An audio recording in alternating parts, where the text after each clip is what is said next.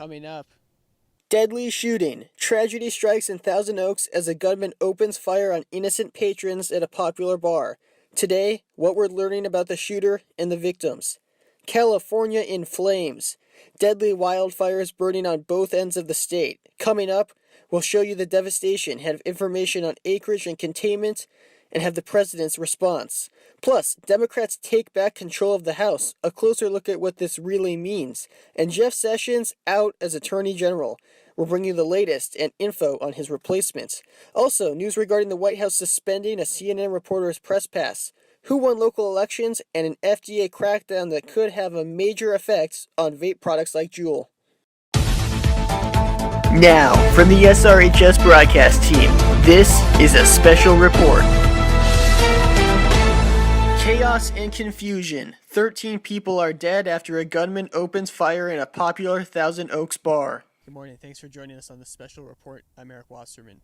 The gunman, who's now been identified, walking into that bar and grill, opening fire at random. Listen to one father whose son is a victim describe the situation. And we did just get the news that he was one of the 11 that were killed last night. Yeah. I talked to him last night before he headed out the door. First thing I said was, please don't drink and drive. Last thing I said was, son, I love you. That was the last thing I said. Yeah, just so sad indeed. 200 people packed inside that bar and grill. Survivors literally having to run for their lives. Take a listen. I just ran as far as I could, as fast as I could. Today, our nation is still grieving, almost a week after the deadly shooting in Thousand Oaks, California. The gunman, identified as 28-year-old Ian Long, walking into the crowded Borderline Bar and Grill on college night, firing his .45 caliber Glock handgun. 12 people were killed in the ordeal, many college students, before Long turned the gun on himself.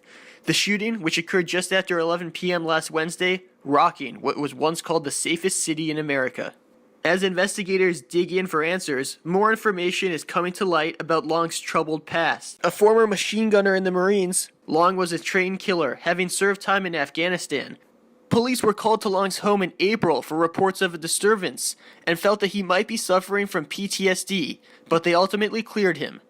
The gun used in the attack was purchased legally back in 2016, but Long had a high-capacity adapter attached to the gun, illegal in the state of California.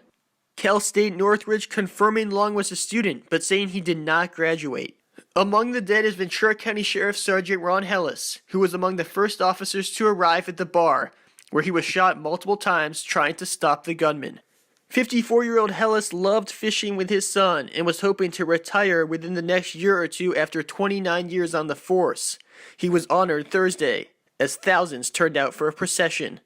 Also killed in the attack, 22-year-old Cody Gifford Kaufman, who lost his life shielding others from bullets. A Napa girl is also among the dead, 18-year-old Elena Housley, who graduated from Vintage High School last year, was enjoying time with friends at the bar when she was fatally shot and killed. Housley is the niece of actress Tamara Mowry Housley and former Fox News correspondent Adam Housley. Listen as friends describe her. She's just such a nice person and so innocent.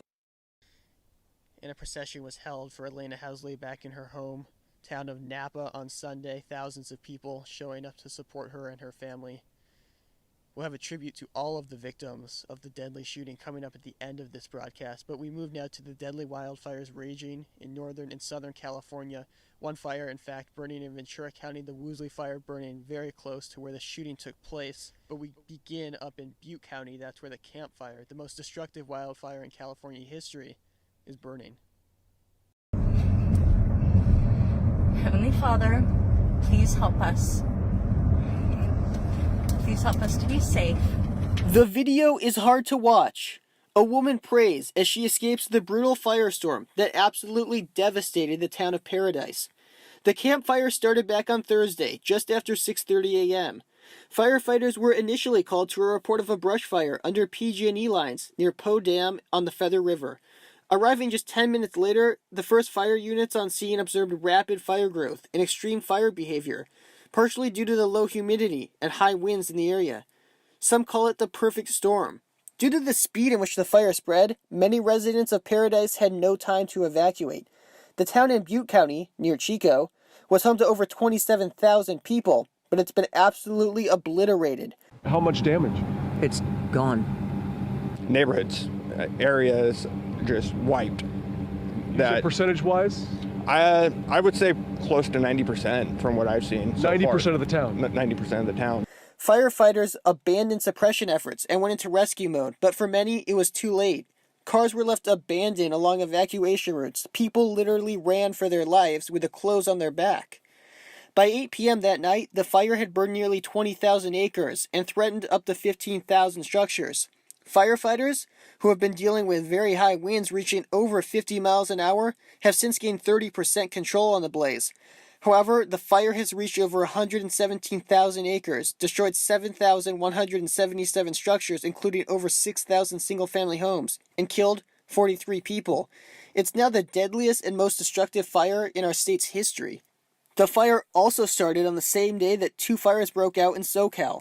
The Hill and Wolseley fire are burning in LA and Ventura County. So far, the Wolseley fire has burned over 91,000 acres and destroyed 370 structures. Burning near largely populated areas, the fire has forced up to 260,000 people to flee their homes. The fire has burned sections of Malibu, Agora Hills, and Thousand Oaks, not far from where the shooting took place. Pepperdine University was also threatened by fire. They, along with Chico State back in Butte County, have canceled classes through Thanksgiving. The fire destroyed several iconic movie sets, as well as celebrity homes, including Robin Thicke. Rapper Lil Pump's home was also damaged. President Trump has reacted to the fires on Twitter. Over the weekend, he threatened to pull federal funding for California over the fires because of, quote, gross mismanagement of the forests. Of the state's 33 million acres of forests, federal agencies, including the Forest Service and Interior Department, own and manage 57%. 40% are owned by families, Native American tribes, or companies, including industrial timber companies, and just 3% are actually owned and managed by state and local agencies. The fires burning in Northern and Southern California didn't actually start in the forest either. Instead, they started in what is known as wildland-urban interface, places where communities are close to undeveloped areas, making it easier for fire to move from forests or grasslands into neighborhoods. On Monday, however, the president did approve a major disaster declaration for California.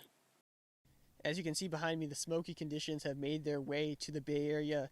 As a matter of fact, over the weekend, it led to multiple NCS football games having to get rescheduled. Also, the Half Moon Bay Half Marathon was canceled as a result of the smoky conditions. Multiple spared the air dates were also in effect. Let's go ahead and get a check of your weather forecast for the remainder of the week. Highs this week will remain in the mid to upper 60s. It looks like we may see a cooler weather pattern for the weekend with low 60s. Smoky conditions will remain throughout the week with spare the air days through Friday. And no rain in the 7-day forecast, but the possibility does arise next week. Switching gears now, Democrats have taken back control of the House. Democrats have taken back control of the House, taking over 30 seats from Republicans, thanks to a high turnout from suburban voters. A record number of women were also elected to Congress. As of Friday, CNN projected at least 100 women would win House races, with 35 newly elected to the House and 65 female incumbents.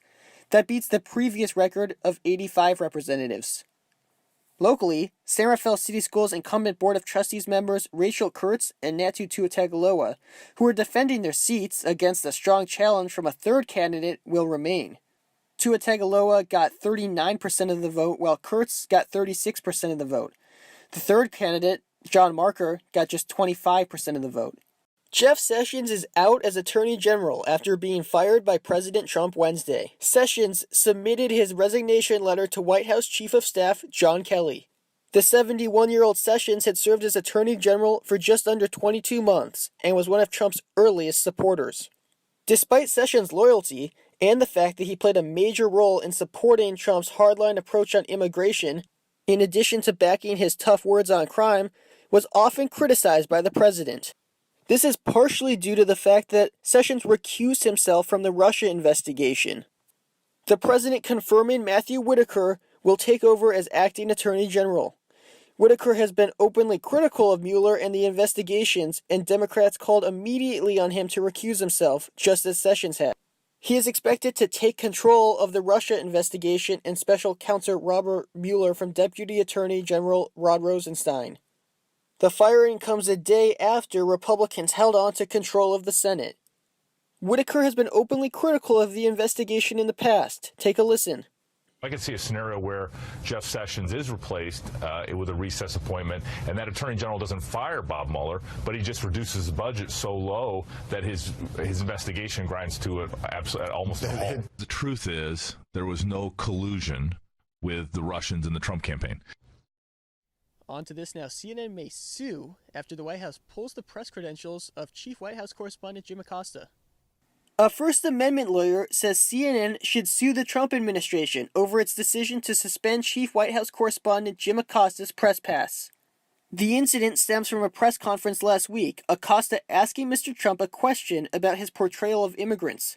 Acosta is accused of placing his hands on a White House intern trying to take away his microphone.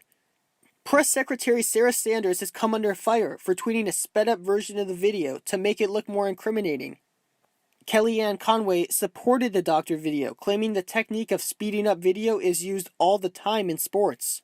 Well, Chris, first of all, what do you mean by edited, or as others are saying, quote, doctored video? He either put his hands on her and grabbed the mic back, or he did not, and he clearly did. No, he clearly did, but the video was altered, and there are experts who have looked at it to make it speed it up to make it look, pardon? Oh, well, that's not altered, that's sped up. They do it all the time in sports to see if there's actually a first down or a touchdown. Regardless, the president took multiple shots at Acosta during the press conference. Listen. Honestly, I think you should let me run the country. You run CNN. All right. And if you did it well, your ratings would be much better. I'll tell you what, CNN should be ashamed of itself having you working for them. You are a rude, terrible person. You shouldn't be working for CNN. Well, when you report fake news, when you report fake news, which CNN does a lot, you are the enemy of the people. Go ahead. Finally today, the FDA is planning on banning the sale of flavored e-cigarettes. The agency will prohibit the sale of most flavored e-cigarettes in convenience stores and gas stations across the country.